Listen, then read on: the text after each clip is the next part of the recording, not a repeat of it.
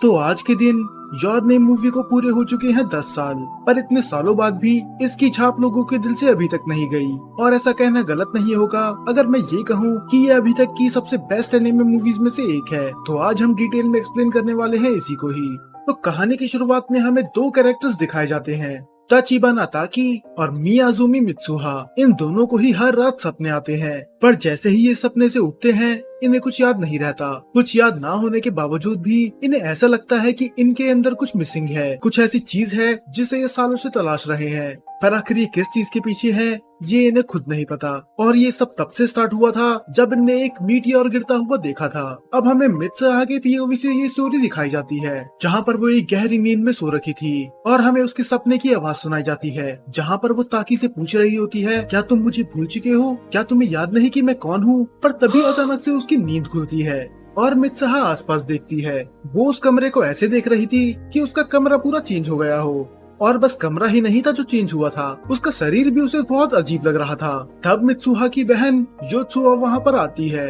योत्सुहा बोलती है कि आखिर तुम अपनी चेस्ट को इस तरह क्यों छू रही हो? तुम्हारे सर पे कोई चोट वोट लगी है क्या? तब मित्सुहा हैरान होती है, क्या तुम मुझसे बात कर रही हो? और अब तो योत्सुहा का दिमाग खराब हो चुका था। वो बोलती है कि तुम सच में पागल हो चुकी हो, जल्दी से ब्रेकफास्ट करने आओ वरना तुम्हें नहीं मिलेगा। और तब मित्सुहा जाती है मिरर के सामने, और जब वो अपने कपड़े चेंज करने की कोशिश करती है वो पूरी तरह से हैरान हो जाती है, मानो कि उसने कोई भूत देख लिया हो। तो ये सीन यहीं पर कट होता है। अब हमें सीन दिखाया जाता है अगले दिन का, जहाँ पर अगले दिन मित्सुहा स्कूल जाने के लिए तैयार होती है और वो बैठती है खाना खाने के लिए। तब मित्सुहा की नानी उससे बोलती है कि आज तो तुम ठीक लग रही हो, पता नहीं कल तुम्हें क्या ही हो गया था। मित्सुहा पूरी तरह से हैरान थी कि मैंने कल ऐसा क्या कर दिया। तब योत्सुहा बोलती है कल तुम पागल हो चुकी थी, और उसकी नानी आगे बोलती है कि मुझे तो लगने लगा था कि तुम्हारे ऊपर किसी प्रेत का साया चढ़ चुका है, पर चलो अच्छी बात है तुम आज सही हो। तो वो इन दोनों की बातों पे ध्यान नहीं देती और वो बोलती है कि आप दोनों की बकवास सुनने से अच्छा तो मैं टीवी ही देख लूं। और टीवी पे चल रही होती है एक बहुत बड़ी न्यूज, जहाँ पर न्यूज रिपोर्टर बता रही होती है कि अगले महीने हमें तियामत कॉमेट देखने के लिए मिलेगा, और ये कॉमेट हमें 1200 साल बाद देखने के लिए मिला है, और ये पृथ्वी के इतने नजदीक से गुजरेगा कि हम इसे अपनी नेकेड आई से भी देख पाएंगे। तो अपना ब्रेकफास्ट खत्म करने के बाद मित्सुहा जाती है अपने बाल बनाने, और वो अपनी छोटी बहन के साथ स्कूल के लिए निकल जाती है। और स्कूल में जाते जाते उसे मिल जाते हैं अपने दो खास दोस्त सायाका और कात्सुहिको, और वहाँ पर कात्सुहिको और सायाका दोनों लड़ने लग जाते हैं। तब मित्सुहा मजाक में बोलती है कि तुम सच में एक कपल की तरह हो, पर वो दोनों इस बात पे भड़क जाते हैं। तब सायाका बोलती है, अरे वाह, तुमने अपना कीमी हीमो फिर से पहन लिया। अब मित्सुहा थोड़ा और हैरान होती है। वो बोलती है कि तुम्हारा मतलब क्या है, मैं तो उसे रोज ही पहनती हूँ। तब कात्सुहिको बोलता है, नहीं, कल तुम ये पहन के नहीं आई थी, कल तो तुम कुछ अजीब ही हरकतें कर रही थी, शायद आज तुम्हारी नानी ने तुम्हारा भूत उतार दिया होगा। तब मित्सुहा बोलती है कि पता नहीं तुम लोगों को आज क्या हो गया है, तुम सभी लोग बहुत अजीब सी बातें करे जा रहे हो। पर वो जाते जाते ही चुप हो जाती है, और वो देखते हैं एक पॉलिटिशियन को जो वहाँ पर स्पीच दे रहा होता है। ये करंट मेयर है, और सभी लोगों को यकीन था कि अगली बार भी यही जीतेगा। पर उसको देख के मित्सुहा अपना मुंह नीचे कर लेती है, और वो पॉलिटिशियन उस पर चिल्ला देता है कि सीधे देख के चलो। और फिर हमें पता चलता है कि वो पॉलिटिशियन कोई और नहीं मित्सुहा के डैड हैं, और वहाँ पर उसके स्कूल के 3 लोग उसका मजाक उड़ाने लग जाते हैं। और फाइनली स्कूल में जाके मित्सुहा अपनी नोटबुक खोलती है, पर उस नोटबुक में कुछ लिखा होता है कि आखिर तुम हो कौन। पर ये मित्सुहा को बिल्कुल याद नहीं था कि आखिर इसने ये कब लिखा, और ये इसकी राइटिंग बिल्कुल नहीं थी। अब क्लास में टीचर उन्हें लिटरेचर एक्सप्लेन कर रही होती है, और ये सीन बहुत ज्यादा इम्पोर्टेंट है। तो उसमें एक वर्ड आता है तात्सुकारे। उनकी टीचर उन्हें समझाती है कि इस वर्ड का मीनिंग होता है वहाँ कौन है। ऐसा लोग तब कहते थे जब रात के अंधेरे में वो सामने वाले को नहीं पहचान पाते थे, और इसी वर्ड से बना तासोगारे दोकी, जिसका मतलब होता है ट्वाइलाइट, जब ना तो दिन होती है ना ही रात, ये उन दोनों के बीच का समय है। और कई जापानीज फोक में माना जाता है कि ट्वाइलाइट के समय कुछ मैजिकल होता है, दोनों दुनिया के बीच का गैप पूरी तरह से खत्म हो जाता है। और कई लोग तो ये भी मानते हैं कि इस टाइम पे ह्यूमन गॉड से तक मिल सकते हैं। और अगर आप अभी भी इन टीचर को नहीं पहचान पाए तो मैं बता दूं कि ये है युकिनो युकारी। ये वही कैरेक्टर है जो गार्डन ऑफ वर्ड्स में आई थी। आपको याद ही होगा किस तरह मूवी के एंड में इन्हें स्कूल से निकाल दिया गया था और ये चली गई थी रूरल एरिया में, और अब जाके यहाँ पर ये इन सबकी टीचर बन चुकी है और वो पढ़ाना जारी रखती है। पर मित्सुहा का ध्यान तो होता ही नहीं। वो सोच रही होती है कि मैंने बुक में ये कब लिखा। तब टीचर उसे बुलाती है और जब मित्सुहा जवाब देती है तो वो हंसते हुए बोलती है, चलो कम से कम आज तुम्हें अपना नाम तो याद है, क्योंकि कल तो मैं मित्सुहा मित्सुहा कह के पागल हो गई थी पर तुमने जवाब नहीं दिया। और बेचारी मित्सुहा कंफ्यूज होती है कि आखिर आज इन सबको हो क्या गया है। तो इनका ये लेक्चर खत्म होने के बाद अब ये सब लोग बाहर बैठने चले जाते हैं और मित्सुहा उन सबसे पूछती है कि आखिर आजकल चल क्या रहा है, क्योंकि सुबह से पता नहीं लोग मुझे क्या क्या बोले जा रहे हैं। तब सयाका बोलती है कि कल तो तुम बहुत अजीब बिहेव कर रही थी, तुम्हारे बाल खुले हुए थे और तुमने अपना कीमी हीमो भी नहीं पहन रखा था जो तुम रोज पहनती हो।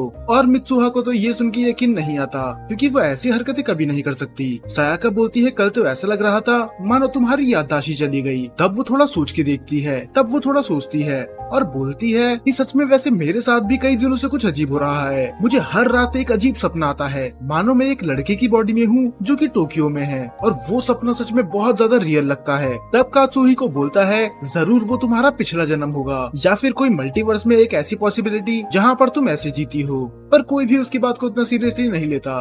तब सयाका बोलती है, अरे हाँ, वो रिचुअल भी तो आने वाला है ना। पर मित्सुहा बोलती है कि प्लीज मुझे उसके बारे में याद मत दिलाओ। पता नहीं यहाँ के लोग अभी भी उस रिचुअल को क्यों बनाते हैं। मैं तो ये स्कूल छोड़कर सीधा टोक्यो शिफ्ट हो जाऊंगी ग्रेजुएशन के लिए, क्योंकि जरा देखो हमारे गाँव में आखिर है क्या। ट्रेन बस हर 2 घंटे में एक बार आती है। यहाँ की सारी दुकानें 9 बजे बंद हो जाती है। बुक स्टोर और कैफे का तो मानो उन लोगों ने नाम ही नहीं सुना। पर अगर बात करें शराब की, तो उसकी दुकान यहाँ पर 2 है और वो दोनों ही अपनी जगह को कोसने लग जाते हैं कि ना तो यहाँ पर जॉब्स हैं और ना ही शादी के लिए कोई अच्छा लड़का। तब कात्सुही को चिल्ला के बोलता है, क्या तुम दोनों अपना मुंह थोड़ी देर के लिए बंद रखोगी? हमारी गांव में भी अच्छी अच्छी चीजें हैं, चलो मैं तुम्हें कॉफी शॉप लेके जाता हूँ। और वो दोनों बेचारियां बहुत ज्यादा खुश हो जाती हैं। पर कॉफी शॉप के नाम पे ये वेंडिंग मशीन से उन्हें कॉफी निकाल के दे देता है। तो यही थी इसकी कॉफी शॉप। पर मित्सुहा उनके साथ नहीं आती, वो चली जाती है और उसे अपने स्कूल से घर तक इतनी दूर तक पैदल चल के जाना पड़ता था, क्योंकि उसकी नानी बहुत ज्यादा धार्मिक थी और वो अभी भी पहाड़ों के ऊपर रहते हैं जहाँ पर उनके पूर्वज रहा करते थे। तब सयाका कात्सुहिको से पूछती है कि वैसे मित्सुहा की बात सही तो थी, आखिर तुम ग्रेजुएशन के बाद करोगे क्या? पर कात्सुहिको को अपना गांव छोड़कर नहीं जाना था। वो बोलता है कि मैंने कुछ नहीं सोचा, पर मैं जिंदगी चलाने लायक तो काम कर ही लूंगा, क्योंकि चाहे इसमें लाख कमियां हो, जहाँ पर मैं पैदा हुआ हूँ। अब घर जाके ये कुमी हीमो बनाने लग जाते हैं और योत्सुहा कर रही थी धागों को लपेटने का काम। तो वो बोर होते हुए बोलती है कि मुझे भी ये बनाना है, पर उसकी नानी साफ मना कर देती है कि अभी तुम इसके लिए बहुत ज्यादा छोटी हो, तुम्हें पहले धागों को समझना होगा, उनसे बात करनी होगी। पर योत्सुहा को ये सारी बातें बकवास लगती हैं, क्योंकि धागे भी भला कभी बात करते हैं। तब उसकी नानी बताती है कि ये बस धागे नहीं है, ये है हमारा कल्चर जो कि पिछले 1000 सालों से चला आ रहा है। इस धागों में छुपा है इतामोरी का इतिहास। तब वो एक कहानी सुनाती है मायोगुरु की, जो एक सैंडल बनाने वाला था, जिसके बाथरूम में एक दिन आग लग गई थी और उसके वजह से पूरा एरिया ही जल गया। और बस एरिया नहीं, और श्राइन्स के सारे डॉक्यूमेंट्स और बाकी सारे सामान भी जल गए। और यही रीजन है कि धीरे धीरे लोग अपने कल्चर को भूले जा रहे हैं, पर हम ऐसा होने नहीं देंगे। इस फेस्टिवल के जरिए हम अपने कल्चर को जिंदा रख रहे हैं। और फिर हमें पता चलता है कि इसकी नानी कोई आम इंसान नहीं है, वो है एक कानुशी। इसका मतलब शिंतो श्राइन की हेड। और मित्सुहा और योत्सुहा ये दोनों है मीको, जो होती है श्राइन मेडन। तो इसका मतलब इनकी फैमिली का बहुत बड़ा हाथ है इस कल्चर को जिंदा रखने में। पर तब उसकी नानी उसके डैड के बारे में बोलने लग जाती है कि तुम्हारे डैड बहुत बड़े बेवकूफ हैं, श्राइन का हेड उसे होना चाहिए था। मेरी तो उम्र हो चुकी है। पर उस बदतमीज ने ये जगह ठुकरा दी। और इतना भी कम नहीं था कि अब वो पॉलिटिक्स में घुस चुका है और उसके डैड पूरे गांव को शराब पिला रहे थे ताकि वो लोग उसे वोट दें। तो अब रात को योत्सुहा और मित्सुहा परफॉर्म करते हैं कागुरा डांस। ये रिचुअल शिंतो श्राइन के गॉड को खुश करने के लिए करा जाता है। वो दोनों सच में बहुत ज्यादा सुंदर लग रही थी और गांव के बाकी लोग भी बोलते हैं कि मित्सुहा तो बिल्कुल अपनी माँ की तरह लगती है। उससे पहले इसकी माँ ये रिचुअल करा करती थी। और कागुरा खत्म होने के बाद अब बारी आती है कुची कामिजाके की। इसमें जो लड़की मीको होती है वो अपने मुंह में राइस रख के उसे बहुत देर तक चबाती है, जब तक वो उनके सलाइवा के साथ पूरी तरह से मिक्स ना हो जाए। और अच्छे से मिक्स होने के बाद वो उन्हें एक कंटेनर में थूक के बंद कर देती है, जिसको अगर हम स्टोर करके रखे तो उससे बनता है एक साके। और ये साके गिफ्ट करा जाता है गॉड को। दरअसल माना जाता है ऐसा करने से हमारे शरीर की आत्मा इस साके बोतल के अंदर चली जाती है, और इसीलिए हम ये गॉड को ऑफर करते हैं ताकि हमारे आत्मा का आधा हिस्सा गॉड से जाके मिल सके। पर ये देख के उसके स्कूल के लोग बोलने लग जाते हैं कि छी, ये कितनी गंदी चीज है, आखिर कोई ऐसा कैसे कर सकता है। और ये सुन के मित्सुहा थोड़ा एम्बेरस होती है, पर वो रुकती नहीं, क्योंकि आजकल के लोगों को ये कल्चर समझाना बहुत ज्यादा मुश्किल है। और ये सब खत्म होने के बाद वो जाते हैं नहाने के लिए, और योत्सुहा उसे समझाती है कि तुम उन लड़कियों की बातों का बुरा क्यों मान रही हो, वो तो कुछ भी बकवास करते रहेंगी, हमें अपना कल्चर नहीं छोड़ना चाहिए। तब मित्सुहा बोलती है कि तुम्हारे लिए कहना बहुत आसान है, क्योंकि तुम अभी छोटी हो। फिर योत्सुहा उसे आइडिया देती है कि हम अपना कुचिकामी साके ऑनलाइन क्यों नहीं बेचते, उससे हम बहुत ज्यादा पैसे कमा सकते हैं, और फिर तुम टोक्यो शिफ्ट हो सकती हो आगे की पढ़ाई के लिए। मित्सुहा ये करने का थोड़ा सोचती तो है, पर वो ये आइडिया ठुकरा देती है कि ये सच में बहुत ज्यादा एम्बेरसिंग होगा, मैं ऐसा कुछ नहीं करने वाली। तब वो श्राइन गेट के सामने जाके चिल्लाती है और बोलती है कि मुझे इस लाइफ से नफरत है, मुझे इस टाउन से नफरत है, काश अगले जन्म में मैं एक टोक्यो में एक सुंदर लड़का बनूं। तब हमें कुछ दिन पहले का सीन दिखाया जाता है, जब मित्सुहा ने वो सपना देखा था जिसकी बात उसने स्कूल में भी करी थी। दरअसल उस सपने में वो थी एक लड़के की बॉडी के अंदर, जिसका नाम था ताकी। वो सपना बहुत ज्यादा रियल था, वहाँ पर उसके डैड थे, उसके दोस्त थे।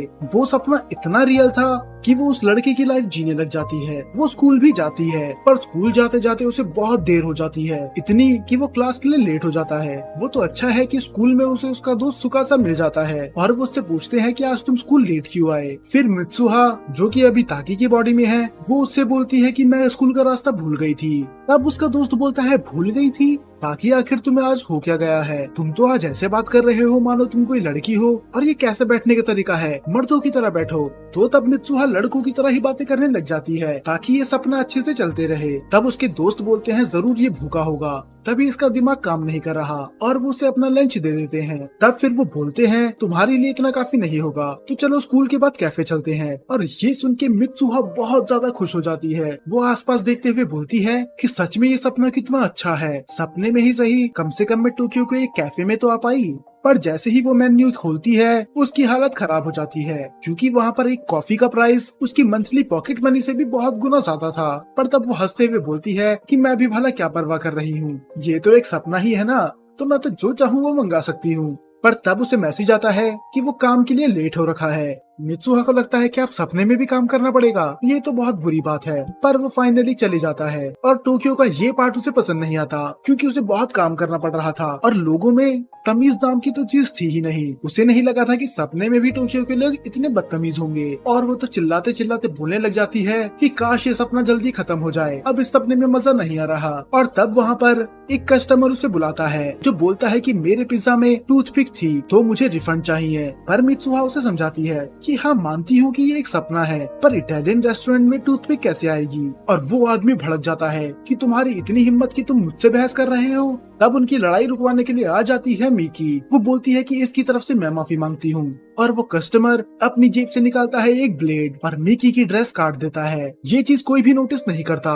पर बहुत टाइम बाद उसे पता चलता है कि उसकी स्कर्ट पीछे से फटी हुई है, और सब लोग समझ जाते हैं कि ये उस बदतमीज कस्टमर का ही काम होगा।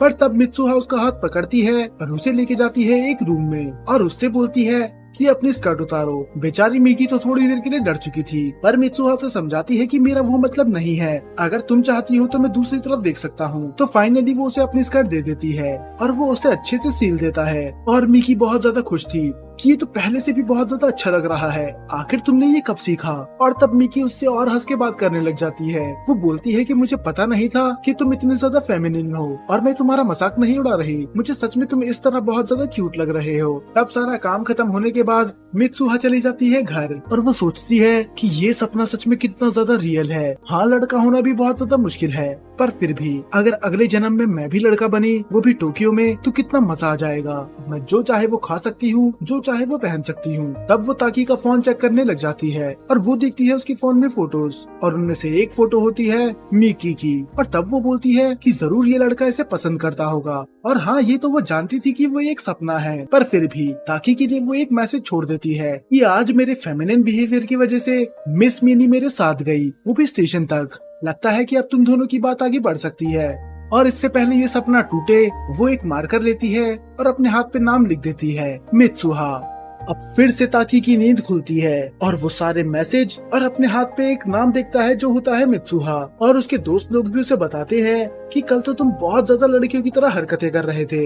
तब उनमें से उसका एक दोस्त बोलता है कि आज तो ये बहुत ज्यादा नॉर्मल एक्ट कर रहा है, वरना कल तुमने इसे देखा था जब हमने इससे कैफे जाने के लिए बोला था, ये कितनी पागलों की तरह खुश हो गया था। और तब उसका दूसरा दोस्त ब्लश करते हुए बोलता है कि पर कल ये ज्यादा क्यूट लग रहा था। और जब ताकि अपनी जॉब के लिए जाता है वहाँ पर सब लोग उससे चिढ़े हुए थे क्योंकि अब मिस मिकी ताकी को भाव देने लगी थी और सब लोग उसे पसंद करते थे, तो इसीलिए सारे लड़के अब उससे जलने लग जाते हैं क्योंकि उनके रेस्टोरेंट की सबसे सुंदर लड़की इस ताकी को भाव दे रही है। और दूसरी तरफ मित्सुहा, उसके साथ भी सेम ही चीज होती है। उसके हाथ में लिखा होता है मित्सुहा, आखिर तुम हो कौन। तब वहाँ से योत्सुहा आते हुए बोलती है चलो शुक्र है, कम से कम अब तुम अपनी चेस्ट तो नहीं छू रही। तब मित्सुहा ब्लश करते हुए बोलती है तो वो बदतमीज मेरी चेस्ट छूता है। और बस यही चीज नहीं थी जो ताकी ने इसकी बॉडी में करी थी। सायाका उसे बताती है कि कल तो तुम बहुत ज्यादा बोल्ड हरकतें कर रही थी, उसकी ड्राइंग बहुत कमाल की थी और बहुत सारी चीजें उसने ऐसी करी थी जो मित्सुहा को एम्बेरस कर देती है। और तब अब दोनों ही समझ जाते हैं कि ये कोई सपना नहीं है, दरअसल इन दोनों की बॉडी सच में चेंज हो रही है। तो ये एक दूसरे के लिए रूल डिसाइड कर लेते हैं। तो अब इन्हें नहीं पता होता इस बॉडी स्विचिंग इवेंट को कैसे रोकना है, तो ये दोनों अपने लिए रूल बनाते हैं कि ये दोनों पूरे दिन में जो भी करेंगे उस चीज को नोट्स में या फिर अपनी डायरी में लिख देंगे। अब दोनों ही अपनी बेस्ट लाइफ जी रहे थे। मित्सुहा जो खाना था वो ऑर्डर करवाती थी, पूरे टोक्यो में घूमती थी और मिस मिकी के साथ फ्लर्ट करती थी। और दूसरी तरफ ताकी अपनी लाइफ अच्छे से एंजॉय करता था बिना किसी वर्क प्रेशर और स्कूल प्रेशर के। उसकी ऐसी हरकतें देख के पूरा स्कूल मित्सुहा का दीवाना हो चुका था और लड़के तो छोड़ो, यहाँ तक कि लड़कियां भी उसे लव लेटर दे रही थी। तो ऐसा करते करते इन्हें बहुत दिन हो जाते हैं। अब तो इन्हें ऐसी बॉडी में रहने की आदत हो चुकी थी। तो अभी ताकी जो कि मित्सुहा की बॉडी में था वो जाता है उसकी नानी के साथ एक केव में, जो कि माना जाता है कि किसी गॉड की है। वो रास्ता बहुत ज्यादा लंबा था, बहुत ज्यादा दूर था, तो ताकि उसकी नानी को अपने कंधे पे बिठा लेता है। और सफर लंबा ना लगे तो उसकी नानी एक बात बताती है मुशुबी के बारे में। ये एक पुराना तरीका है हमारे गार्डियन गॉड को बुलाने का। हर चीज में मुशुबी है, धागे को बांधना मुशुबी है, लोगों से जुड़ना मुशुबी है, टाइम का फ्लो भी मुशुबी है। इसे एक धागे की तरह मान लो जो खुद टाइम है, ना कोई फ्यूचर ना कोई पास्ट। कहा जाता है कि अगर दो लोग एक दूसरे से कुछ ज्यादा ही प्यार करते हैं तो उनके बीच में ये मुशुबी जुड़ जाता है और ये उनसे अलग नहीं होता, चाहे वो सैकड़ों मील एक दूसरे से दूर क्यों ना हो। अगर वो लोग अलग टाइमलाइन में भी हुए फिर भी वो एक दूसरे से कनेक्टेड रहते हैं। ये मुशुबी मुड़ता है, उलझ जाता है और कभी कभार टूट जाता है पर फिर से जुड़ जाता है, पर ये उन दोनों से कभी अलग नहीं होता। यहाँ तक कि समय भी उसे नहीं रोक सकता। और तब वो थक के बैठते हैं और वो पीने लग जाते हैं टी। तब उसकी नानी बोलती है कि ये भी मुशुबी है, जो तुम पानी पीते हो वो मुशुबी है और जो हम साके लेके जा रहे हैं वो भी एक मुशुबी है जो हमें एक दूसरे से कनेक्ट करता है। और यही रीजन है कि आज हम उस ओल्ड श्राइन पे जा रहे हैं ताकि हम तुम्हारा और तुम्हारी छोटी बहन का कुचिकामी साके वहाँ पर रख सके। तब ताकि पूछता है पर ऐसा क्यों, क्या ये कोई रिचुअल है। फिर उसकी नानी बोलती है हाँ यही है मुशुबी। माना जाता है कुचिकामी साके बनाते समय हम अपनी सोल का आधा हिस्सा इस साके में डाल देते हैं, तो जब गॉड उसे पीते हैं तो हमारी आत्मा का एक हिस्सा उनसे जाके मिल जाता है। तो यही रीजन है कि आज हम वहाँ जा रहे हैं ताकि हम तुम्हारे साके को वहाँ रख सकें। और फाइनली वो श्राइन की तरफ पहुंच जाते हैं और शायद ताची को थोड़ा गिल्ट महसूस हो रहा था। तो ये है मित्सुहा का आधा हिस्सा, ये काम तो उसे ही करना चाहिए था, पर अब वो कर भी क्या सकता है। तो वो अंदर श्राइन में जाके वो साके वहाँ पर रख के आ जाता है। तब योत्सुहा बोलती है कि कातावारी 2 की अभी से हो गया, मतलब ट्वाइलाइट। और वो बहुत ज्यादा खुश थी और वो तो बोलती है कि जरा देखो आसमान कितना साफ है, शायद हम यहाँ से कॉमेट भी देख सके। तब ताकि थोड़ा हैरान होता है और वो बोलता है कि इसका मतलब क्या है कॉमेट देख सके, क्या यहाँ पर फिर से कोई कॉमेट आने वाला है। पर वो थी तो बच्ची ही, तो वो उसकी बात पे इतना ध्यान नहीं देता। तब उसकी नानी उसकी तरफ देखते हुए बोलती है कि मित्सुहा तुम फिर से सपना देख रही हो ना। और तभी ताकी की नींद खुल जाती है और पता नहीं क्यों वो अपने आंसू नहीं रोक पाता। उसे समझ में नहीं आता कि वो रो क्यों रहा है। पर तभी मिस मिकी का मैसेज आता है कि मैं तुमसे इस जगह पर मिलूंगी। और तब वो नोट्स पढ़ते हुए देखता है कि मित्सुहा ने उसके लिए क्या मैसेज छोड़ा होगा। और तब उसे पता चलता है कि आज तो उसकी डेट है मिस मिकी के साथ। दरअसल डेट के लिए कन्वेंस मिस मिकी को मित्सुहा ने करा था। और दूसरी तरफ मित्सुहा, जो कि अब अपनी बॉडी में थी, अपने बालों के साथ खेलते हुए बोलती है कि शायद वो अभी दोनों डेट पे एंजॉय कर रहे होंगे। वो स्माइल तो कर रही थी पर वो किसी भी एंगल से खुश नहीं थी, और यहाँ तक कि उसके खुद के आंसू नहीं रुक पाते। मित्सुहा आज से पहले कभी ताकी से नहीं मिली, और बस इतना ही नहीं, डेट की सारी प्लानिंग तो मित्सुहा ने खुद करी थी। तो पता नहीं क्यों मित्सुहा को इतना बुरा लग रहा है। शायद वो ताकी को पसंद करने लगी है। और दूसरी तरफ ताकी, उसकी डेट बहुत ज्यादा बेकार जाती है, क्योंकि उसे समझ में नहीं आता कि वो डेट में आखिर बोले तो बोले क्या। तो वो अपने फोन में देखता है जहाँ पर मित्सुहा ने उसके लिए बहुत सारी डेटिंग टिप्स लिखी होती है। और ऐसे ही डेट में एंजॉय करते करते उसकी नजर पड़ती है एक पेंटिंग की तरफ, जो कि बिल्कुल मित्सुहा के गांव की तरह थी। और मिस मिकी, वो समझ जाती है कुछ तो गड़बड़ है। वो बोलती है कि आज तुम बहुत ज्यादा अजीब बिहेव कर रहे हो, और तुम्हें ऐसा होता क्या है? तुम एक दिन बहुत फेमिनिन बिहेव करते हो और अगले दिन नॉर्मल हो जाते हो। मुझे पता है कि तुम मुझे शुरू से पसंद करते थे, पर शायद अब ऐसा लगता है कि तुम किसी और लड़की को पसंद करते हो। ऐसा नहीं था कि मिस मिकी उसे ताने दे रही थी, वो बस उसे समझा रही थी। और अगर आपको इन दोनों के बीच का गैप नहीं पता, तो मिस मिकी है 25 साल की, और ताकी, जो कि हाई स्कूल में है, वो है 17 साल का। तो वतारी के साथ साथ मिस मिकी को भी डीडी के साथ जेल डाल देना चाहिए। तब मिस मिकी उसे आज की डेट के लिए थैंक यू बोलती है। और हाँ, एक और चीज, जो कुमी हिमो ताकी ने पहन रखा है, इसको भी याद रखना, ये इस चीज को हर बार पहनता है। मैं शुरू में बताना भूल गया था। अब उसकी डेट तो खराब हो ही चुकी थी, तो वो बाकी मैसेज देखने लग जाता है जो मित्सुहा ने उसके लिए छोड़े थे। और उनमें से एक मैसेज होता है कि जब तुम्हारी डेट खत्म होगी तब आसमान में वो कॉमेट विजिबल होगा। ताकि आसमान की तरफ देखता है और वो बोलता है कि आखिर इन दोनों को हुआ क्या है। योत्सुहा भी कल यही बात कर रही थी कि मुझे आसमान में कॉमेट दिखेगा। मुझे लगा वो तो बच्ची है, पर मित्सुहा भी ऐसा क्यों बोल रही है? और वो आसमान में देखता है कि कॉमेट तो छोड़ो, आसमान में एक तारा तक नहीं था। तब वो और चेक करता है और उसमें नंबर होता है मित्सुहा का। तो वो उस पर कॉल लगाता है ताकि वो उसे बता सके कि उसकी आज की डेट कितनी बेकार गई। पर वो नंबर तो वैलिड था ही नहीं। वो उसे 2-3 बार कॉल करने की कोशिश करता है, पर वो कॉल कनेक्ट होती ही नहीं। The number you have dialed is not in service. Please check the number and try again.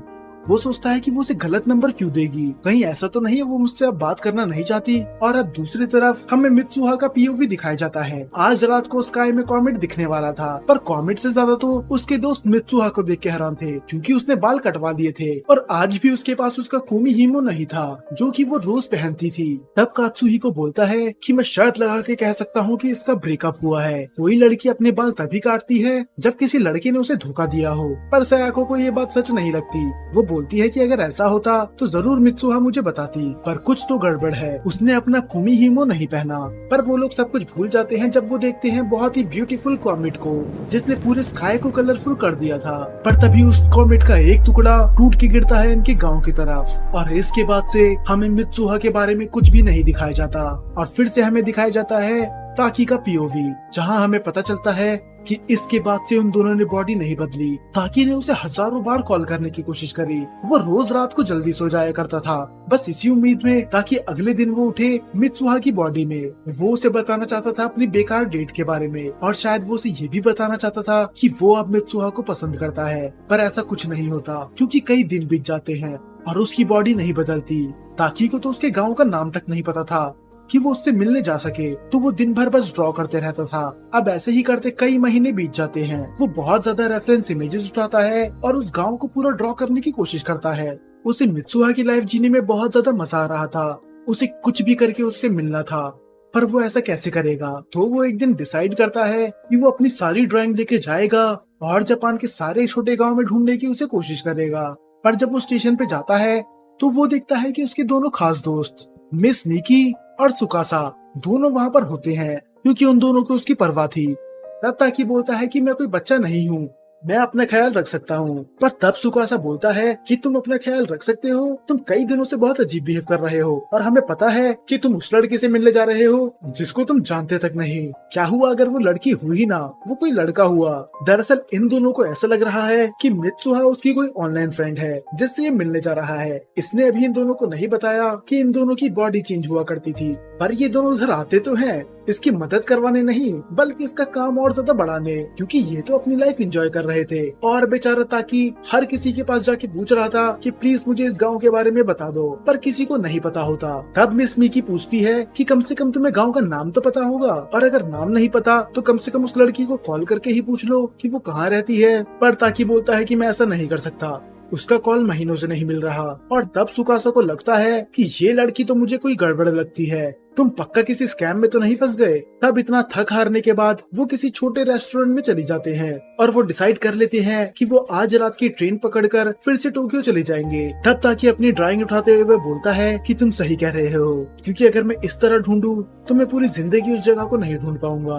तब वहाँ की शॉप की ओनर उसके हाथ में वो ड्राइंग देखती है और वो बोलती है कि अगर मैं गलत नहीं हूँ तो ये इतामोरी है ना। और तब ताकि का दिमाग काम करना चालू करता है, हाँ इतामोरी, यही तो उस जगह का नाम था। तब वो बोलती है कि मेरे पति वहीं पर पैदा हुए थे। और तब उसका पति बोलता है कि सच में तुमने इतामोरी को तो बहुत अच्छा ड्रॉ करा है, ये बिल्कुल वैसा ही है जैसे मेरी मेमोरी में मुझे याद है। तब ताकि बोलता है प्लीज क्या आप मुझे बता सकते हैं कि इतामोरी यहाँ से कितनी दूर है। और ये सुन के सुकासा और मिस मिकी दोनों ही हैरान होते हैं और वो शॉप का ओनर उन्हें लेके जाता है इतामोरी की तरफ। पर वहाँ की हालत देख के ताकि हैरान था, वो पूरी जगह पूरी तरह से बर्बाद होके रखी थी। फिर शॉप का ओनर उसे बताता है कि 3 साल पहले एक कॉमेट यहाँ पर आके गिरा था और उसमें 500 से भी ज्यादा लोगों की जान गई थी। पर ताकि मानने के लिए तैयार था ही नहीं। अभी 2 या फिर 3 हफ्ते पहले ही तो मैंने उसके साथ बॉडी चेंज करी थी। मित्सुहा यहीं पर रहती थी। ये स्कूल जो तुम देख रहे हो यहाँ पर मैं पढ़ने आया करता था सयाका और कात्सुहिको के साथ, मुझे ये जगह पूरी तरह से याद है।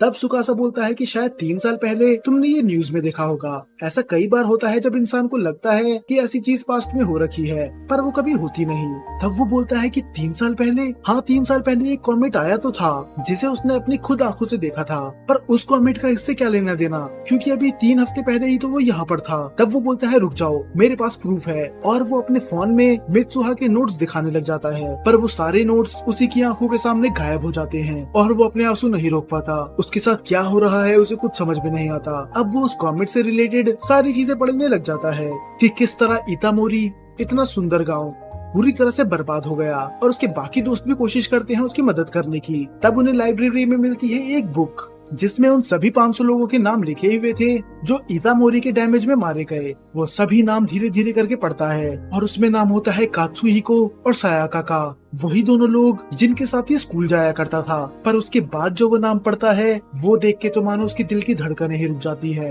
क्योंकि वो नाम होता है मियामुजु मित्सुहा।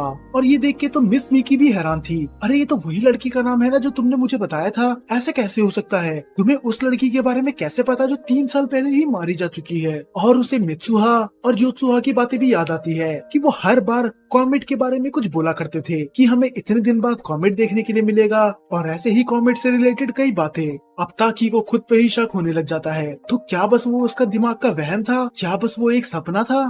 तब सुकासा और मिस मिकी बाहर अकेले बैठे होते हैं। सुकासा बोलता है क्या आपको उस पे यकीन है जो भी वो बोल रहा है? तब मिस मिकी बोलती है कि ताकि हमेशा से अच्छा लड़का था, पर कुछ टाइम से वो कुछ ज्यादा ही क्यूट हरकतें करने लगा था, इतना कि मैं उससे पहले से भी ज्यादा पसंद करने लगी थी। हाँ, तो जो चीज वो बोल रहा है मुझे उस पे बिल्कुल भी यकीन नहीं है। मैं मान ही नहीं सकती कि वो इस लड़की से मिला होगा, पर मुझे फिर भी उस पे भरोसा है। तो चाहे वो बातें थोड़ी अजीब कर रहा है, पर मुझे उस पे यकीन है। क्या तुमने देखा कि वो उस लड़की को ढूंढने के लिए कितना पागल हो चुका है? और एक लड़का ऐसी हरकतें तभी करता है जब वो किसी लड़की को पूरे दिल से प्यार करता हो।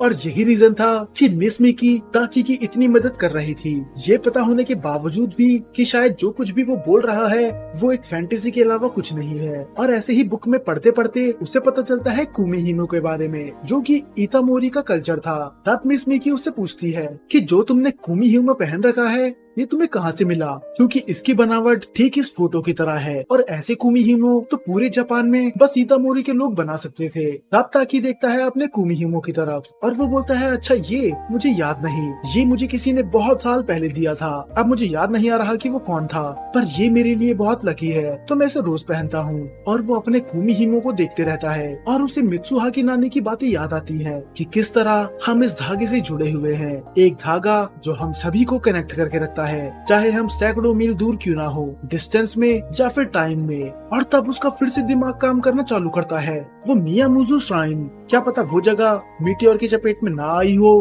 पर वो इतना थक चुका था कि वो थोड़ी देर बाद सो जाता है और उसे सपने में आवाज आती है मित्सुहा की, जहाँ पर वो बोल रही होती है ताकि ताकि क्या तुम्हें याद नहीं कि मैं कौन हूँ? क्या तुम मुझे भूल चुके हो? ये ठीक मित्सुहा के वही वर्ड्स थे जो हमें शुरू में दिखाए गए थे। और तभी उसकी नींद खुलती है तो वो एक लेटर लिखता है अपने दोस्तों के लिए कि तुम लोग टोक्यो वापस चले जाना, और ये निकल जाता है उस श्राइन की तरफ। और वहाँ पर सच में वो साके पड़े होते हैं योत्सुहा और मित्सुहा दोनों के। और ताकी को उसकी नानी की बातें याद आती है कि मुशुबी जो हम सबको जोड़े रखता है चाहे हम कितने भी दूर क्यों ना हो। और जो वहाँ पर उसे साकी मिलता है वो सच में बहुत ज्यादा पुराना लग रहा था कि सच में ये चीज 3 साल पहले यहाँ पर रखी गई हो, पर जैसे कि इसे याद है कि उसने ये चीज 2-3 हफ्ते पहले ही यहाँ पर रखी थी। और वो बोलता है कि अगर हम उसकी नानी की बात के हिसाब से चले तो इसमें मित्सुहा की सोल का आधा हिस्सा है, तो शायद अगर मैं इसे पी लूं तो मैं उससे फिर से कनेक्ट हो जाऊं। और बिना सोचे समझे वो उसको पी जाता है और फिर उसे दिखता है मित्सुहा का पूरा इतिहास कि किस तरह जब वो बहुत ज्यादा छोटी थी तब उसकी माँ गुजर गई और उसके डैड उस गम में कुछ ज्यादा ही पीने लगे और वो अपने बच्चों से ही बहुत ज्यादा दूर रहने लगे थे। और किस तरह मित्सुहा के डैड ने मियामुज़ु श्राइन को ठुकरा दिया था क्योंकि वो ऐसी चीजों में यकीन नहीं रखते, और मित्सुहा और उसकी छोटी बहन योत्सुहा रहने लगे थे अपनी नानी के साथ। ये सब कुछ देख रहा होता है ताकी, और अब वो फाइनली वो सीन देखता है जहाँ पर मित्सुहा की मौत होती है। कॉमेट के छोटे छोटे टुकड़े पूरे गांव में फैल गए थे और फाइनली लास्ट वन गिरता है मित्सुहा के ऊपर, और तभी उसकी आंख खुलती है और ताकी होता है उसकी बॉडी के अंदर। वो बहुत ज्यादा रोने लग जाता है और अपने आप को गले लगा लेता है। बस इतना ही नहीं, जब वो योत्सुहा को देखता है तो वो तो उसे भी गले लगाने के लिए दौड़ता है। वो बोलता है कि भगवान का शुक्र है कि तुम जिंदा हो। और बेचारी योत्सुहा तो बहुत ज्यादा डर चुकी थी, तो वो अपनी नानी से बोलती है कि मैं तो आज स्कूल अकेले जा रही हूँ, लगता है दीदी फिर से पागल हो चुकी है। तब ताकि देखता है कॉमेट की न्यूज और वो बोलता है कि मुझे ये सब रोकना ही होगा, कि वो गाँव के सभी लोगों को यहाँ से निकाल के रहेगा। तब उसकी नानी बोलती है कि तुम मित्सुहा नहीं हो ना, और ताकि हैरान होता है क्या आपको पता है इस बॉडी स्विचिंग के बारे में? तब उसकी नानी बोलती है नहीं, मैं कोई जादूगर नहीं हूँ, मैं तुम्हारे अंदर नहीं झांक सकती, पर जिस तरह से तुम बिहेव करते हो मुझे पता चल जाता है कि तुम मित्सुहा नहीं हो। और अगर सच बताऊं तो ऐसा मेरे साथ भी हुआ था, और शायद मित्सुहा की मॉम के साथ भी। अगर सीधी भाषा में बोलूं, ये होता है मियामुज़ु के सभी खानदान के साथ। उन्हें हर रात एक अजीब सपने आते हैं, ऐसा लगता है कि हम किसी और की जिंदगी जी रहे हैं, पर जैसे ही हम अगले दिन उठते हैं हमें पता चलता है कि हम तो अपने ही बॉडी में हैं। जब मैं बहुत ज्यादा छोटी थी तब मुझे भी ऐसे सपने आया करते थे, पर मैं कितना भी याद करने की कोशिश क्यों न करूं, अब मुझे याद नहीं आता कि मैं उस टाइम पे किसकी लाइफ जिया करती थी। वो बस एक सपने की तरह है जो धीरे धीरे करके मिट गया। और यहाँ तक कि तुम्हारी मॉम वो भी ऐसी बातें करा करती थी कि उन्हें ऐसे सपने आते हैं कि वो किसी और की बॉडी के अंदर है। और तब ताकि समझ जाता है कि क्या पता आप लोगों को ये सपने इसलिए आते हो ताकि इस दिन आप सभी लोगों की जान बचा सकें, पर आप लोगों ने कभी इसके बारे में जानने की कोशिश करी ही नहीं, तो शायद इसीलिए आपको इसके बारे में इतना याद नहीं है। और ये बात सच भी है, मित्सुहा की मॉम को और उसकी नानी को, और शायद उनसे पहले उनकी नानी को भी ये सारे सपने आया करते थे, पर वो उसे सपने की तरह ही ट्रीट करते थे। ताकि पहला ऐसा इंसान था जो मित्सुहा को खुद ढूंढने आया। तब ताकि बोलता है कि हमें ये गाँव छोड़ के जाना होगा, आज रात को मीटियोर इससे टकरा जाएगा। और वो ये बातें अपने दोस्तों को भी जाके बताती है, जहाँ पर कात्सुही को बोलता है कि तुमने बाल कटवा लिए, और ताकि खुद बोलता है हाँ पता नहीं उस बेवकूफ ने अपने बाल क्यों कटवा लिए, उस पे लंबे बाल ज्यादा अच्छे लगते थे। अगर आप सोच रहे हो कि कात्सुहिको और सयाका ने तो उसके बाल पहले ही देख लिए थे, पर ऐसा नहीं है, क्योंकि उस दिन इन दोनों ने उसके बाल रात को देखे थे, पर आज ये सुबह ही इनसे मिलने आ गया। तब वो उन्हें सारी बातें बता देता है कि आज रात को कॉमेट हमारे गाँव को बर्बाद कर देगा, तो हमें सभी लोगों को यहाँ से निकालना होगा। अब सच में दोस्त हो तो इनकी तरह। उन्हें मित्सुहा की बातों पे एक पैसे का यकीन नहीं होता, पर वो फिर भी उसकी मदद करने के लिए तैयार हो जाते हैं। अब ये बनाते हैं बहुत ही बड़ा प्लान। तब सयाका बोलती है कि प्लान आखिर है क्या? तब कात्सुहिको और ताकि उसे पूरा प्लान बताते हैं कि हम ट्रांसमीटर पे आग लगा देंगे ताकि पूरे शहर की बिजली चली जाए, और उसके बाद तुम जाओगी स्कूल और तुम हाईजैक करोगी गांव के सारे माइक्स को ताकि तुम अनाउंसमेंट कर सको कि हमें ये गांव खाली करना है। स्कूल की जगह सेफ रहेगी, वहाँ पर मीटियोर का इम्पैक्ट नहीं पड़ेगा। और बेचारी सयाका तो कांपने लग जाती है कि तुम लोग पक्का मुझे जेल भिजवाओगे, पर वो मना भी नहीं करती। तब ताकि सयाका से पूछता है अगर मैं गलत नहीं हूँ मित्सुहा के फादर मेयर है ना, क्या पता वो हमारी मदद कर दें। पर सयाका बोलती है क्या इतना करना सही होगा? चलो मान लो अगर हम सारे लोगों को स्कूल की तरफ लेके चले भी गए, पर पर अगर मीटियोर कभी गिरा ही नहीं तो। पर तब कात्सुही को दिखाता है इतामोरी की हिस्ट्री। वो बोलता है, क्या तुम्हें पता है कि इतामोरी की लेक कैसे बनी? दरअसल माना जाता है कि 1200 साल पहले एक मीटियोर यहाँ पर आके गिरा था और वही मीटियोर 1200 साल बाद वापस आया है। वो अब तो किसी भी कीमत पे इन्हें ये चीज करनी ही होगी। तो ताकी जाता है मेयर के पास। वो उसे सीधी भाषा में बोलता है कि हमें शहर खाली करना होगा, पर मित्सुहा के डैड वो नहीं सुनते। वो बोलते हैं कि तुम पागल हो चुकी हो, तुम बस ये सब अटेंशन के लिए कर रही हो, तुम्हें अपनी पढ़ाई पे ध्यान देना चाहिए, ऐसी बकवास चीजों में नहीं। मियामुज़ु के सारे लोग बेवकूफ होते हैं, पता नहीं वो कैसी कैसी बातों पे यकीन करते हैं। तब उसका डैड डॉक्टर को कॉल करने लग जाता है और वो बोलता है कि ठीक है, मैं शहर के लोगों को यहाँ से बाहर निकाल लूंगा अगर डॉक्टर ने प्रूफ कर दिया कि तुम पागल नहीं हो, क्योंकि अभी सच में तुम पागलों वाली हरकतें कर रही हो। और ये सुनकर ताकी को गुस्सा आ जाता है और वो पकड़ता है उसका कॉलर। और अब वो समझ चुका था कि ये उसकी बेटी हो ही नहीं सकती, क्योंकि उसकी बेटी कभी भी ऐसी हरकतें नहीं करेगी। अब ताकी ज्यादा बहस नहीं करता और वो वहाँ से निकल जाता है। वो सबको रोक रोक के बताता है कि यहाँ से बाहर निकल जाओ, पर कोई भी उसकी बात नहीं सुनता। सबको लगता है कि ये पागल हो चुकी है, सिवाय इसके दो दोस्तों के और इसकी छोटी बहन के। किसी को उस पर यकीन नहीं होता। पर तब ताकी को कुछ महसूस होता है, मानो कि वो मित्सुहा को महसूस कर सकता है और उसे याद आता है कि उसकी बॉडी शायद अभी उसी श्राइन में होगी। पर 3 साल बाद तब वो कात्सुहिको की साइकिल ले लेता है और वो उससे बोलता है कि आगे का प्लान तुम एग्जीक्यूट करोगे, मुझे कहीं और जाना है। और वो साइकिल चलाते चलाते जल्दी पहुंच जाता है उस श्राइन की तरफ। और उस श्राइन में जाने की 3 साल बाद वहाँ पर उठती है मित्सुहा ताकी की बॉडी के अंदर। मित्सुहा बोलती है कि मैं यहाँ कैसे आ गई? तब मित्सुहा उठ के बाहर जाती है और वो देखती है कि उसका गांव पूरी तरह से बर्बाद हो चुका है। फिर उसे याद आता है कि कल रात तो मैं मीटियोर से टकरा गई थी, तो मैं ताकी की बॉडी के अंदर कैसे आई? और दूसरी तरफ ताकी उसी श्राइन की तरफ जा रहा होता है साइकिल चलाते हुए और उसे धीरे धीरे पूरी बातें याद आने लग जाती है। दरअसल आज से 3 साल पहले यानी कि 2013 में मित्सुहा आती है टोक्यो। वो खास ताकी से मिलने आई थी, क्योंकि उनकी बॉडी रोज चेंज होती थी तो वो उसको पसंद करने लगी थी। पर वो बहुत ज्यादा नर्वस थी कि क्या ताकी मुझे पहचान पाएगा? वो जरूर पहचान पाएगा, क्योंकि हम दोनों इतने टाइम से बॉडी चेंज कर रहे हैं। और वो अपने आप से ही बातें कर रही होती है कि क्या होगा अगर वो मुझे देख के गुस्सा हो गया कि मैं इतनी दूर उससे मिलने आई। जब वो मुझे पसंद करेगा, कहीं मैं उसे परेशान न कर दूं। तो टोक्यो में जाके वो उसे कॉल लगाती है। The number you have dialed is not in service. Please check the number and try again. पर उसका नंबर अवेलेबल नहीं होता, तो वो सारे ट्रेन रूट पकड़ने लग जाती है जिस पे ताकि ट्रेवल करता था, ताकि वो उससे मिल सके। पर पूरा दिन बीत जाता है, उसे ताकि नहीं मिलता और जितना टाइम बीत रहा था वो उतनी नर्वस होती रहती है, क्योंकि उसे नहीं पता होता कि ताकि कैसे रिएक्ट करेगा, कहीं वो मुझ पे चिल्लाए ना। अब वो उसे हजारों बार कॉल लगा देती है पर उसका कॉल नहीं लगता। वो इतना चलती है कि उसके पैरों में दर्द होना शुरू हो जाता है। और वैसे भी वो गांव की लड़की थी, तो शहर में घूमना उसके लिए उतना आसान नहीं होता जितना उसे लगता है। तो वैसे ही जब वो हार मान के बैठ गई थी, वो एक ट्रेन में देखती है ताकी को, तो वो भागते हुए जाती है उसके पास। ट्रेन पूरी तरह से भरी हुई थी और ताकी पहली बार था उसके सामने। ये पता नहीं कितनी बार ही बॉडी चेंज कर चुके थे, पर ऐसा पहली बार था जब ये आमने सामने थे। वो बहुत ज्यादा ब्लश कर रही होती है और ताकी तो अपनी ही दुनिया में मस्त था। वो उससे बोलती है, ताकी ये मैं हूँ। पर ताकि कोई रिएक्शन नहीं देता और ये देख के वो थोड़ा एम्बेरस हो जाती है और वो बोलती है, तुमने मुझे पहचान तो लिया ना? तुम्हें याद तो है ना कि मैं कौन हूँ? ये वही वर्ड्स थे जो उसे 2 बार सपने में आए थे। पर ताकि उसे नहीं पहचान पाता। वो बोलता है कि आखिर तुम हो कौन? मैं तुम्हें नहीं जानता। और ये सुन के बेचारी मित्सुहा का दिल पूरी तरह से टूट जाता है और इसी दिन के बाद से उसने बाल काट दिए थे। और उसे इतना बुरा लगता है कि वो वहाँ से जाने की सोच लेती है कि यहाँ रहने का क्या ही फायदा जब ताकि उसे नहीं जानता। पर जैसे ही वो जाती है, ताकि उसे रोकता है। वो बोलता है, कम से कम मुझे अपना नाम तो बता दो। और वो बोलती है, मित्सुहा, मेरा नाम है मित्सुहा। और वो अपना कुमिहिमो उतार के दे देती है ताकी को। और अब ताकी को सब कुछ याद आ जाता है कि 3 साल पहले वो तुम ही थी जिसने मुझे ये कुमिहिमो दिया था। मुझे माफ करना, मैं 3 साल पहले तुम्हें नहीं पहचान पाया क्योंकि उस टाइम पे तुम्हें जानता ही नहीं था। और अगर आप अभी भी थोड़ा सा कंफ्यूज हो तो मैं आपको बता दूं, इनकी बॉडी चेंज होना स्टार्ट हुई थी 2016 में, पर मित्सुहा इससे मिलने आई थी 2013 में। तो उस टाइम पे ताकि उसे जानता नहीं था। इसका मतलब इन दोनों की बॉडी स्विच होती थी तब 2013 की मित्सुहा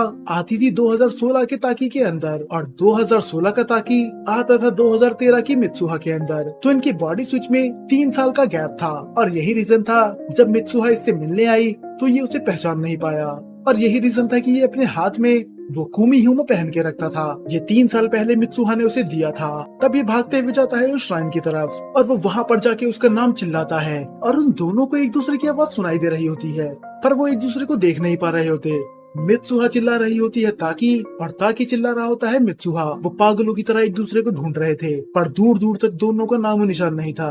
वो लगभग हार मान ही चुके थे। तब वो देखते हैं कि सूरज डूबने ही वाला था और होने वाला था कातावारी दोकी। अगर आपको याद होगा तो मित्सुहा की टीचर ने उसे यही पढ़ाया था। उसने कहा था कातावारी दोकी के समय कुछ स्ट्रेंज चीज होती है, ना तब दिन होता है ना रात, और उस टाइम पे सारी दुनिया के दरवाजे खुल जाते हैं। और वो दोनों साथ में ही बोलते हैं कातावारी दोकी। 片割れ時だ。 और उन दोनों को अपनी आवाज आमने सामने सुनाई दे रही थी, और जैसे ही वो मुड़ते हुए देखते हैं वो दोनों सामने खड़े हुए थे। इसमें यकीन करना मुश्किल था, और अब दोनों अपनी ओरिजिनल बॉडी में जा चुके थे। और ताकी बोलता है मित्सुहा, फाइनली मैंने तुम्हें ढूंढ ही लिया। और मित्सुहा को यकीन नहीं होता, क्या ये सच में तुम ही हो ताकी? और वो रोने लग जाती है। तो वो उससे पूछती है कि आखिर तुम यहाँ पर आए कैसे? फिर वो उसे बताता है कि मैंने तुम्हारा कुची कामिसाके पी लिया। और ये सुन के वो ब्लश करने लग जाती है, क्योंकि कुची कामिसाके बनाने का प्रोसेस तो आपको पता ही होगा। तब मित्सुहा शर्माते हुए बोलती है कि तुम बहुत ज्यादा ठरकी हो, और मेरी बहन ने मुझे बताया भी कि किस तरह तुम मेरी बॉडी को छुआ करते थे, और अब तुमने मेरे मुंह से निकला हुआ वो साके भी पी लिया। हम उसे डांटती तो है पर प्यार से, और ताकि उससे माफी मांगता है कि मुझे माफ कर दो, मैं आज के बाद से ऐसा कभी नहीं करूंगा। फिर वो उसके हाथ में देखती है कि तुमने मेरा कीमी हीमो अपने हाथों में पहन रखा है। तब वो बोलता है हाँ, मुझे माफ करना कि मैं उस टाइम पे तुम्हें नहीं जानता था। ये कुमी हीमो मैंने 3 साल से अपने पास रखा, और अब मैं तुम्हें ये वापस कर रहा हूँ। और वो स्माइल करती है और उसे अपने बालों में पहन लेती है, और वो उससे पूछती है कि मैं कैसे लग रही हूँ, और ताकि बोलता है कि उतनी बुरी नहीं लग रही। फिर वो उस पर चिल्लाते हुए बोलती है कि इसका क्या मतलब हुआ, क्या तुम ये नहीं बोल सकते कि मैं सुंदर लग रही हूँ? पर फिर बाद में वो खुद ही हंसने लग जाती है। तब आसमान में दिखाया जाता है कॉमेट। तब ताकि बोलता है चिंता मत करो, हम सभी ने पहले से प्लान बना के रखा है, तो तुम्हें बस जाना है और गाँव के लोगों को बाहर निकालना है। तुम्हारे पास बहुत ज्यादा टाइम है, क्योंकि ये कॉमेट 8:40 पे ईतामोरी पे गिरेगा।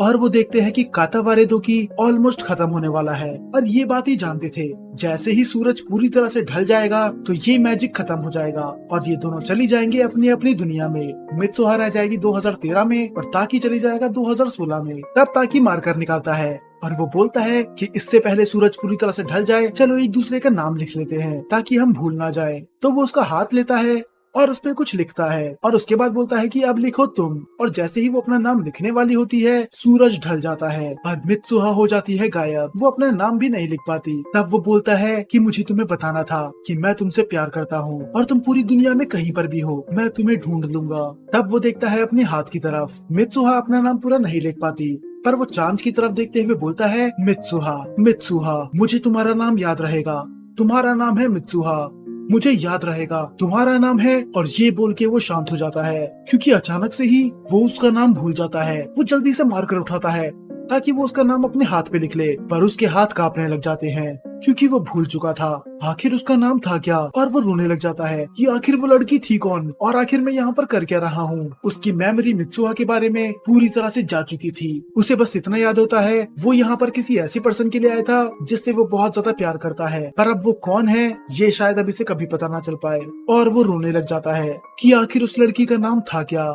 और दूसरी तरफ मित्सुहा वो भी उसका नाम अपने दिमाग पे रिपीट कर रही होती है, ताकि तुम्हारा नाम है ताकि, मैं ये नहीं भूलूंगी। पर अभी मित्सुहा अपने प्लान पे ज्यादा ध्यान देती है। उसे पूरा शहर खाली करना था, तो वो ट्रांसफॉर्मर में जाके बम लगा देते हैं ताकि पूरे शहर की बिजली चली जाए। और स्कूल से ब्रॉडकास्ट होता है एक मैसेज जो होता है सायाका का कि यहाँ पर मीटियोर गिरने वाला है, तो सभी लोग स्कूल की तरफ जाओ। पर कोई भी उनकी बात को सीरियसली नहीं लेता, कोई भी जाने के लिए तैयार था ही नहीं। और दूसरी तरफ मित्सुहा भी रोने लग जाती है। वो बोलती है कि मुझे उसका नाम याद नहीं आ रहा, आखिर उसका नाम है क्या। तब कात्सुई को बोलता है पागल मत बनो, तुम्हारे वजह से हमने इतना कुछ करा, हमने सब कुछ कर लिया, पर ये लोग जाने का नाम नहीं ले रहे। जाके अपने डैड से बात करो, बस वो ही कुछ कर सकते हैं। तब वो जाती है अपने डैड के पास, और बिजली ना होने की वजह से उसके डैड बाकी लोगों से कांटेक्ट नहीं कर पा रहे होते, तो स्कूल का ब्रॉडकास्ट रुकवाना थोड़ा मुश्किल था। पर वो थोड़ी देर बाद ही कुछ लोगों को भेज देते हैं स्कूल, और वो सायाका को पकड़वा देते हैं। और वो ब्रॉडकास्ट में सबको बता देते हैं कि यहाँ पर मीटियोर टकराने वाला है, ये एक झूठी खबर है। स्कूल की एक बच्ची ने ये झूठी अफवाह फैलाई है, और अब ये सब हार मान चुके थे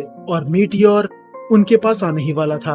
और ये देख के मित्सुहा सोचती है कि मुझे जल्दी करनी होगी, अगर मैं आज जिंदा नहीं बच पाई तो मैं उससे नहीं मिल पाऊंगी। पर अगर वो उससे मिल भी गई तो क्या, उसे उसका नाम तक याद नहीं है। और वो नीचे गिर जाती है, और तब उसे याद आता है कि ताकी ने उसका नाम उसके हाथों पे लिखा था। और वो अपने हाथ खोल के देखती है, पर उस पे उसका नाम नहीं था, उस पे लिखा हुआ था सुकिदा, जिसका इंग्लिश में मतलब होता है आई लाइक यू या फिर आई लव यू। और वो रोते हुए बोलती है कि इससे मुझे तुम्हारा नाम याद नहीं आएगा, तुम सच में बेवकूफ हो। पर वो और रोने लग जाती है क्योंकि कम से कम उसे इतना तो पता चल गया कि ताकि भी उससे प्यार करता है। पर वो डिसाइड कर लेती है कि वो आज नहीं मरेगी, तो वो जाती है अपने डैड के पास और वो मीटियोर के टुकड़े वो भी आसमान से गिरने लग जाते हैं और धीरे धीरे करके वो इतामोरी को पूरी तरह से डिस्ट्रॉय कर देते हैं और इतामोरी फिर से पूरा बर्बाद हो जाता है। अब ये सीन कट होता है। अब हमें सीन दिखाया जाता है 2016 का, जहाँ पर ताकी था, उसकी सारी मेमोरी जा चुकी थी। उसे तो ये भी याद नहीं होता कि आखिर वो यहाँ पर करने क्या आया है।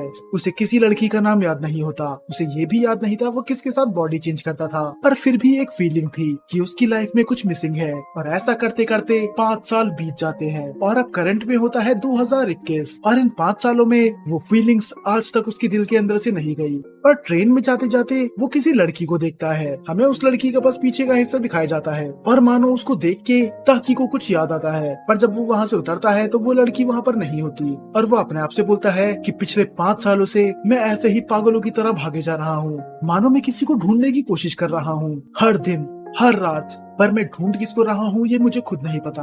और फिर हमें दिखाया जाता है कि वो जॉब्स इंटरव्यू भी दे रहा होता है, पर वो हर जॉब इंटरव्यू में रिजेक्ट हुआ जा रहा था। और ऐसा हो रहा था क्योंकि कभी उसका ध्यान किसी और चीज पे लगता ही नहीं। वो हर बार किसी चीज को ढूंढते रहता था। उसे तो ये भी नहीं पता कि वो किसी पर्सन को ढूंढ रहा है या फिर प्लेस को। और तभी उसके पास आता है एक मैसेज। वो मैसेज होता है मिस मिकी का, जो पास ही से गुजर रही थी तो उसे मिलने के लिए बुला देती है। दरअसल अब मिस मिकी बहुत ज्यादा बिजी रहने लगी थी, तो ये अब उतना नहीं मिलते जितना पहले मिला करते थे। तब मिकी बोलती है, क्या तुम्हें याद है कि 5 साल पहले हम तीनों इतामोरी गए थे? मुझे अभी भी अच्छे से याद है, तुम उस टाइम पे हाई स्कूल में थे। उस टाइम पे तुम बहुत अजीब अजीब बातें करा करते थे। पर ताकि बोलता है मुझे खुद याद नहीं है कि आखिर मैं इतामोरी करने क्या गया था। बस मुझे इतना याद है कि जब मैं अचानक से उठा, मैं एक माउंटेन में सोया हुआ था।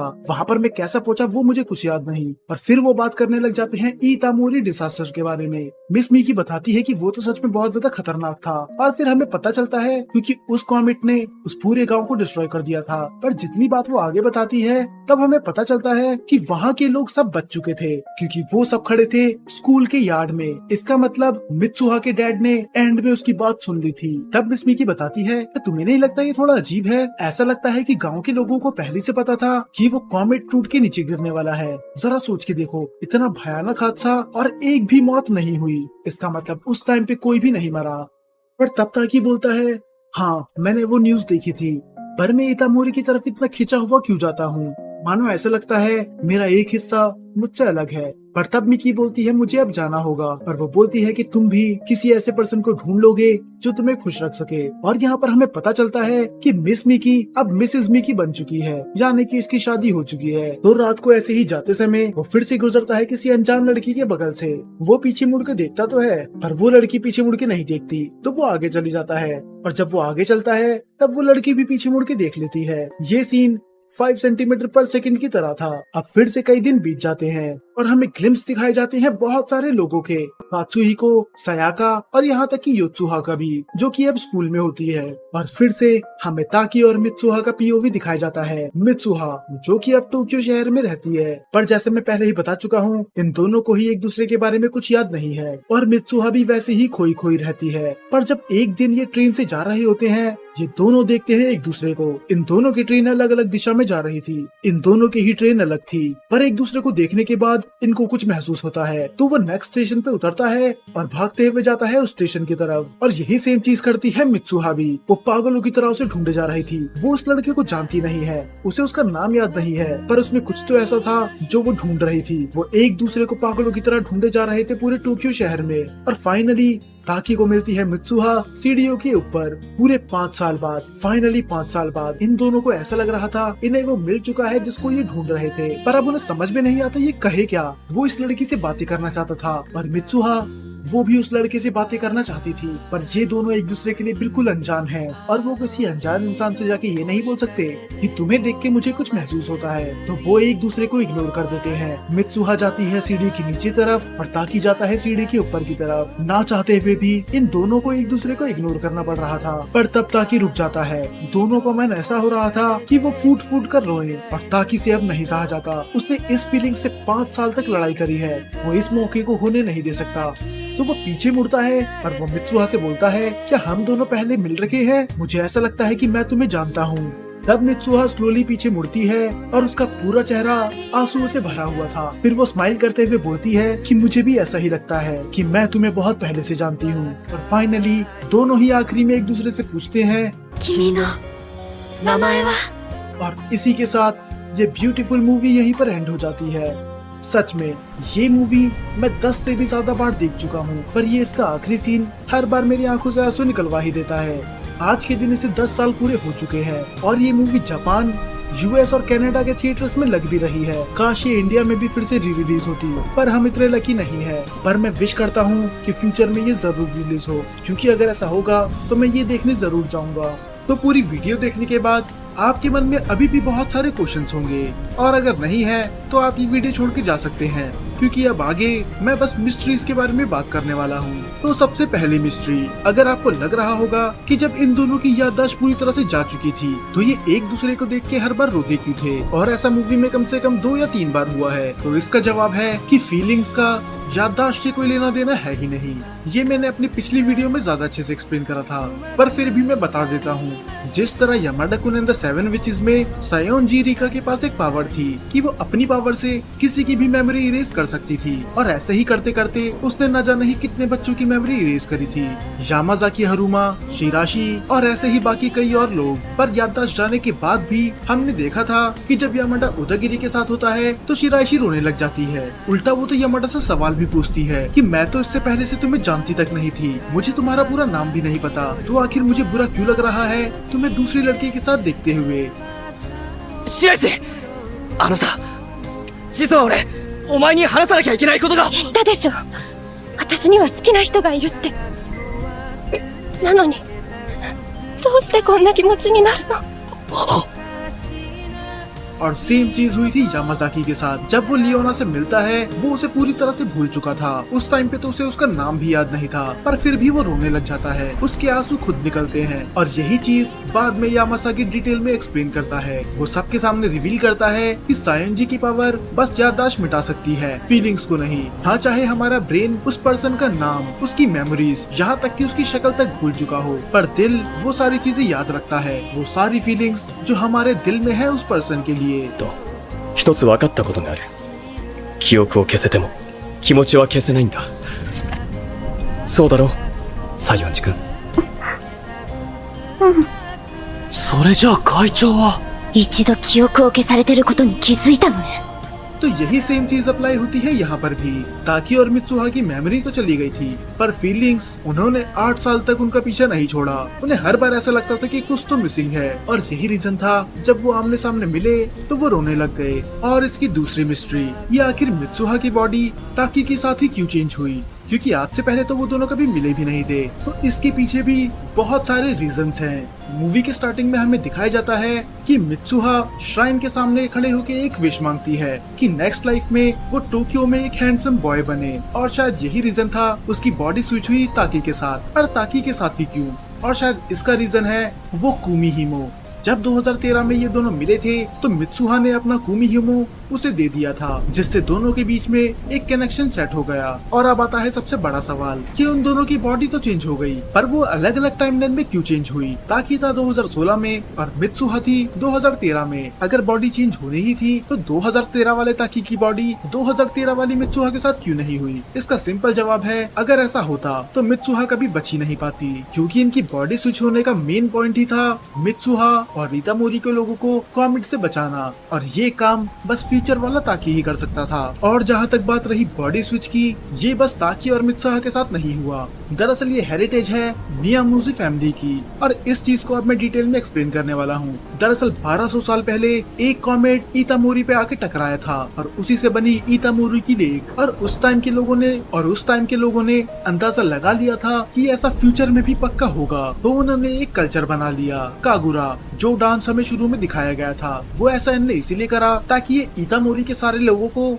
एक जगह पर रख सके, कॉमेट से दूर। और ये सारी बातें इनने सभी डॉक्यूमेंट्स और कल्चर बुक्स में लिख रखी थी। पर अफसोस 200 साल पहले मायागोरो की आग ने सब कुछ बर्बाद कर दिया। उसने सारे डॉक्यूमेंट्स बर्बाद कर दिए और सारे रिलीजियस टेक्स्ट भी। तो आगे वाली जनरेशन को पता ही नहीं चल पाया कि यहाँ पर फ्यूचर में कॉमेट गिरने वाला है। पर वो फायर भी शायद इत्तेफाक नहीं थी, क्योंकि जरा सोच के देखो, क्योंकि अगर वो मायागोरो की आग नहीं लगती तो ये मित्सुहा का कुची कामिसाके इतामोरी की श्राइन में ही रख देते, जो शायद मीटियोर से डिस्ट्रॉय हो जाती। और वो आग ही सबसे बड़ा रीजन थी इनने दूसरी श्राइन इतनी दूर बनाई थी। तो इनडायरेक्टली देखा जाए वो आग अच्छे के लिए ही लगी थी, वरना इनमें से आज कोई भी नहीं बच पाता। और मेरी अगली थियरी है कि आप में से कई लोगों को ऐसा लग रहा होगा कि ताकी ने एक तरह से फ्यूचर चेंज कर लिया, जो कि नेचर के खिलाफ है, क्योंकि असल में तो मित्सुहा और इतामोरी के बाकी सभी लोगों को मर जाना चाहिए था। तो क्या ऐसा करके ताकी ने कहीं गॉड को चैलेंज तो नहीं कर दिया? दरअसल फेट खुद चाहती थी कि ये दोनों मिले, और ये बात प्रूव होती है जापानीज फोकलोर से, जिसका नाम है रेड थ्रेड ऑफ फेट। दरअसल इस फोक में माना जाता है कि पैदा होते ही दो लोगों के बीच में एक इनविजिबल रेड थ्रेड से कनेक्शन जुड़ जाता है, और ये बात उसकी नानी ने भी एक्सप्लेन करी थी कि चाहे हम कितनी दूर भी क्यों ना हो, पर वो कनेक्शन कभी टूटता नहीं।